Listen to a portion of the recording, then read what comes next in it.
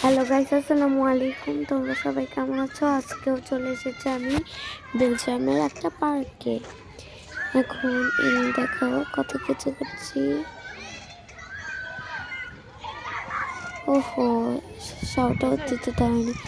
আসসালামু আলাইকুম, আমি জান্নাত তামিয়া। তোমরা সবাই কেমন আছো? এখন এদিকে গাছপালা, নদী নালা সব আছে।